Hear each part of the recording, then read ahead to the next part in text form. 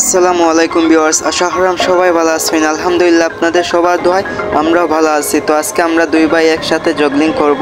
তো জগলিং করার গিয়ে আমার ভাই স্লিপ খেয়ে পড়ে যায়। তো ভিডিও শেষে অনেক মজা আছে। তো ভিডিওটা না টেনে সম্পূর্ণ ভিডিও দেখবেন। ভিডিও ভালো লাগলে শেয়ার করবেন। ধন্যবাদ সবাইকে।